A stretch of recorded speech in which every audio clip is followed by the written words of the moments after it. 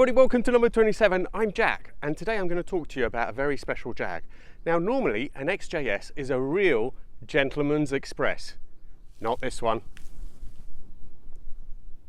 This very car was used in the TV series Curfew with Sean Bean. Let's take a quick look at it and I'll tell you a bit more about it.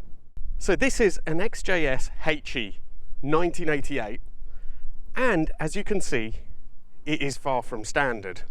However, being a film car, there are some real idiosyncrasies. Now, the first thing that sort of springs to mind when you look at it are these amazing wheels. They probably won't make it drive very well, but they do look pretty amazing. It's got two 6.5s at the front and two 9.5s at the back. That exhaust is completely for show. So even when it was put on by the film crew, it just goes into some bodywork here. And Luke, who owns this car, explained to me that what they did is literally cut half the exhaust off, and they had it finishing roughly at this height down the length of the chassis, and it used to then just sort of come out from the wheels and tyres from the wheel arches, but it also used to poison you inside the cabin, so that's something that he's changed. These arches actually look pretty good at first sight, but when you look at them a bit closer up, this is how much filler there is in there. It is unbelievable. It is all totally filler. They get a bit thinner down towards the bottom, but I think bits, yeah, there's some bits of metal there to protect the filler underneath. But yeah, these rivets here, they had some sort of black mesh screens that went over the top there. So the whole ethos of the show was that it was a sort of post-apocalyptic zombie type world, and there was some sort of illegal street race, and if you won the street race then they would send you to an island which didn't have any zombies. These are the bumper mounts, but so Luke has now rerouted the exhaust because, as I mentioned before, it used to come into the cabin. Look at those tyres, they look so fat. And the exhausts now exit from here. They're sort of camouflaged a little bit, but they do come out of the back of the car. It does have the Jag V12 in it, but this scoop is just riveted on and totally non-functional. Best bit of all is these lights are apparently kitchen lights. And now let's take a look at the interior. So at first glance, door cards all pretty much standard. A little bit of falling off. So apparently it was originally grey, the interior, but it was dyed green for the show. It has these lovely sort of traditional dials from the pre-facelift cars. These are all simply for show, although apparently they do light up at night. The pièce de résistance has to be the Cobra gear change. So this XJS has had a manual conversion. It's got a Gertrag, I think it's a 295, he said. So obviously that should make it a bit more fun to drive, although those fat tyres will probably ruin it. Love the little furry dice there. And also it has a brake bias lever or hydraulic handbrake. Now originally for the series they disconnected the front and rear brakes, so this only worked on the rear brakes and the brake pedal only worked on the fronts. Luke has now sort of reconnected it up. This still does work to an extent as a sort of hydraulic handbrake on the rears, but now the brakes do work all round from the pedal, which is quite reassuring. So far then, pretty standard fare. It's really sort of tatty inside, stuff's been taken out, wiring coming off, bits coming out of it, but it doesn't look too bad, and this is generally what film cars are like. People think that they are absolutely perfect and mint, and they never are, because they're just there to do a job. As long as they move and they look okay for a distance, that sort of seems to work. But I wonder, have all these mods completely ruined it or made it more fun to drive? Right, well, driving position is all pretty much standard. Apart from those gauges and the little brake bias handle, it's the gear change which is definitely the weirdest thing. Let's see how it is.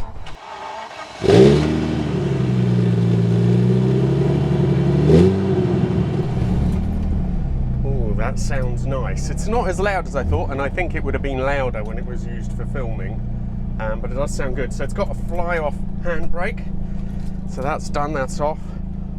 Now the gearbox needs a really incredibly firm shove. Normally I wouldn't do that because I think I would be breaking it, but it's fine. And so far, the way that shifts around, changing gear is just ridiculous. But apart from changing gear, you're still sort of pretty comfortable. Everything works. I think that electric windows work. The engine's quite there, quite noisy, but it's not too bad. My God, it gets hot straight away. I don't know if the heating is stuck on. I think it might be.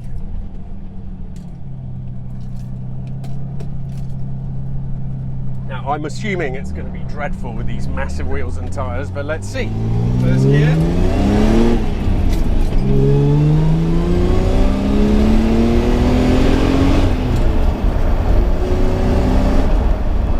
Well, it's got some go. It's not incredibly fast, but it's nice and torquey. The engine sort of feels pretty healthy. It sounds quite good.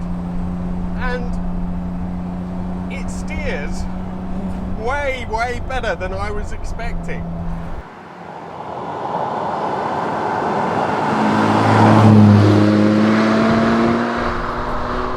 Also, when you're driving, the gearbox isn't anywhere near as bad as it is from sort of getting into first, where it's quite notchy. It's a crazy thing to drive.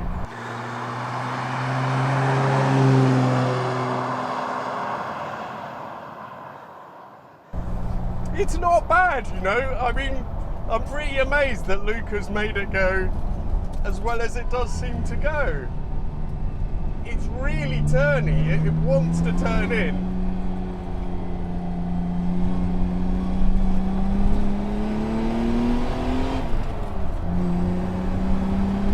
What a crazy fun thing.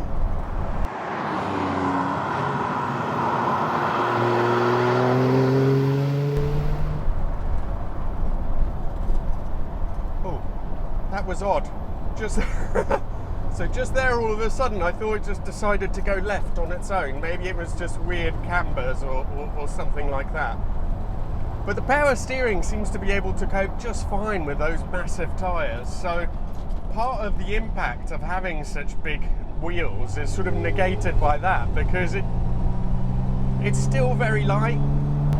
The clutch is quite heavy, but it's not bad. Oh, sorry.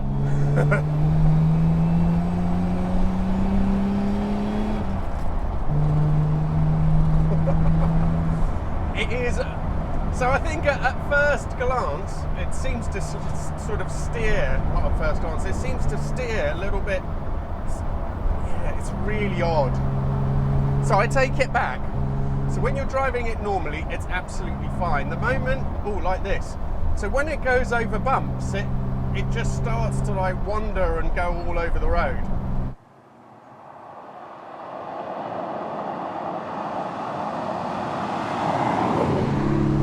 So really, quite a deceptive car, because it seems totally fine and quite sorted.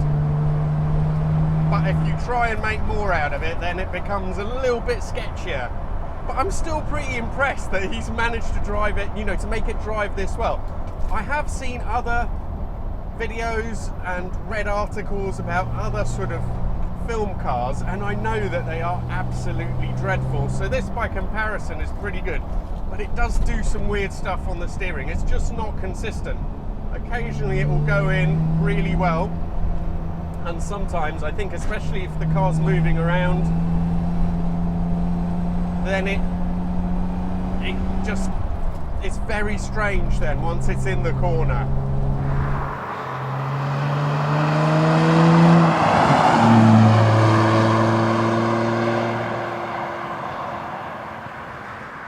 It is funny though, because you're in this sort of, most of it, a lot of it is still traditional XJS interior, lovely wood trim, lovely seats, lovely bit of leather, and then you just have this sort of Cobra thing and this lever. It is just mental.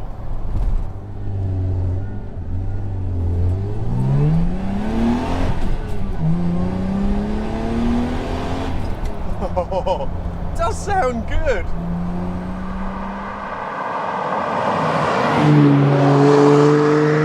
This exhaust, it's so un-Jag-like though, because it's just, I don't know, it's got like a sort of almost an American sound to it. I guess totally suited to the character of this particular car, but not XJS's in general. So throttle response is excellent, and it's quite soft, so it doesn't feel like it's just going to chuck you out into the hedge if you sort of press on the pedal a bit too hard. But that front end is interesting. I know it's just on some bits it's great, but on other bits it's odd. It's almost as if it has more bite off center than it does when you continue to sort of turn in.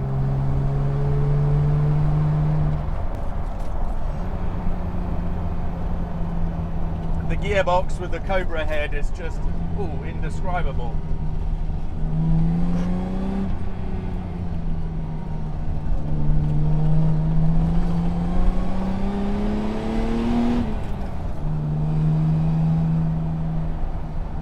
So all in all, this definitely has some of the idiosyncrasies that you get with sort of cinema or TV cars, but it's probably better sorted than most of the ones that I have seen and read about before. Massive thanks to Luke for bringing it down. Luke owns Luden Classics, so have a look. I've put the link up on the video description. Go and have a look at his website. Thank you all so much for watching, and I really look forward to seeing you for the next one.